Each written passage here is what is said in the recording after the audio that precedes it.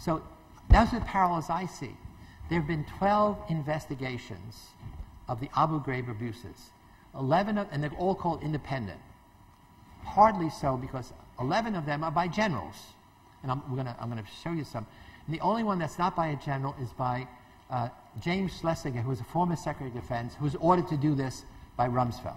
So this is his committee. And what this report says, strikingly, is psychologists have attempted to understand how and why individuals and groups who usually act humanely can sometimes act otherwise in certain circumstances. He didn't say it, but that's the Lucifer effect. The landmark Stanford study provides a cautionary tale for all military detention operations. And he says the Stanford was benign. Soldiers in wartime are hardly benign.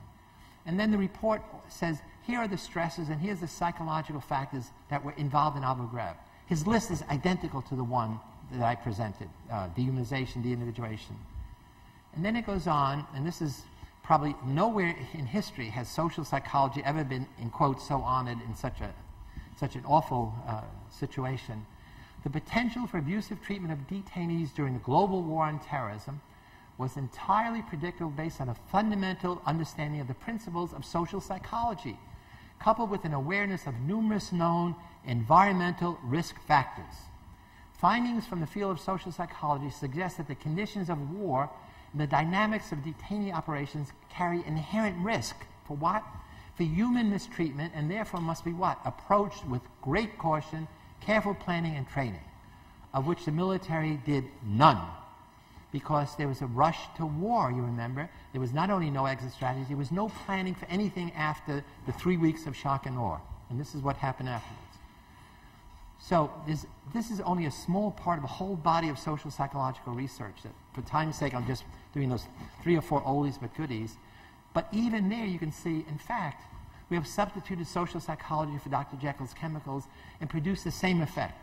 That we take the chemicals out of his hand and go, look, we can create monsters. We can get good people to do evil things, not forever, because the cult leader, the con man, the recruiter just wants you to do something under their orders in a particular situation. So what I'm arguing is that the dialectic of human nature is good and evil is part of us. We're not born good or we're not born evil. We're born with a mind which has the infinite capacity to be kind or cruel, caring or selfish, destructive or creative, that pushes some of us to be villains and some of us to be heroes. And we're going to get to the heroes in a minute. Let's now go back to the dungeon Abu Ghraib. Because now we know, we have the analytical tools. We know we have to understand the person, the disposition. In this case, this Chip Frederick, the guy I defended. We have to understand the physical place.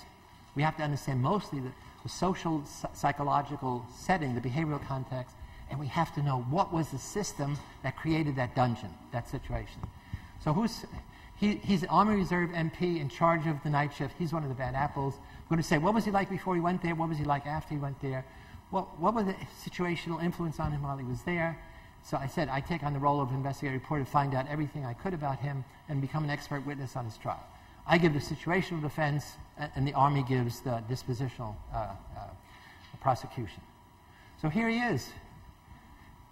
The guy you saw in the scenes is a prisoner called Shit Man. He was mentally ill. He covered himself with his own shit every day. And Chip Frederick would roll him in dirt just to... not to have it stink.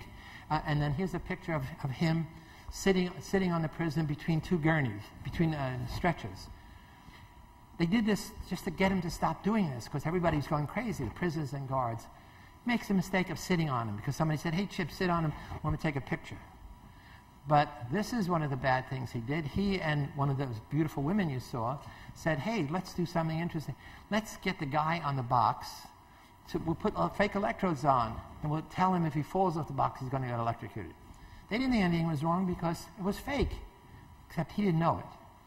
Putting prisoners in a stress position was one of 8 Rumsfeld statements about what soldiers should do, what interrogators should do to get confessions. In the book, I have what those 8 are, and I'll talk about some of them.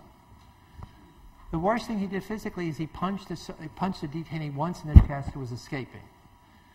And we're going to see that's nothing compared to the fact that 21 prisoners have been murdered in all of our military prisons by the military assessment. So I know, what was he like before going down that dungeon? He is the most patriotic young man I have ever met. He loves his country.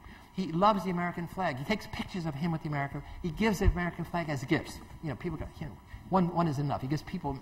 He tears up. He tears up when they play the Star Spangled Banner. Even after he was in prison, which is, you know, foreshadowing the result, he said, "I'm still willing to die for my country." He was before he was in Army Reserve, he was National Guard for 22 years. What is his disposition? I have him tested by the Army clinical psychologist. I have that assessment checked by another psychologist friend of mine who didn't know that it was Chip Frederick. And then I interviewed him, tested, gave him other tests at home. What did the test say? Normal. On every measure, this guy is normal. Between the 40th and 60th percentile in every single personality measure on the MMPI, on several other measures. Not a single evidence of sadistic personality. I won't go through it, but this is the most all-American guy. You know, his father's it's a cartoon. His father's a West Virginia coal miner. He's a Baptist. He goes to church. He plays softball. He hunts. He fishes. He's got a lot of friends, etc., etc. I mean, it's like a Norman Rockwell picture with an American flag. He's in model Army Reservists. He's got 9 medals and awards. Not only that, I check his prison record. He was a guard in a small prison in Pennsylvania. I get his annual reports. Every report, he's getting better and better. But he's in charge of 10 or 20 prisoners in a small, low-security prison.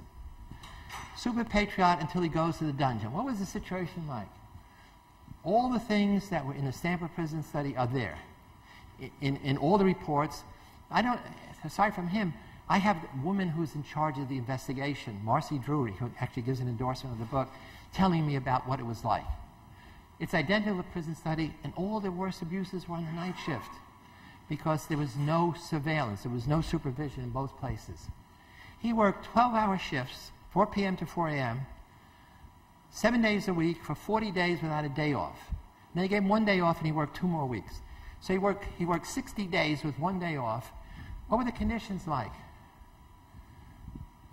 It was incredible. It was filthy. Toilets were overflowing. There's shit all over. There's rats running all over. The prisoners are naked. There's not enough showers. The prisoners stink. Everybody stinks. The soldiers stink.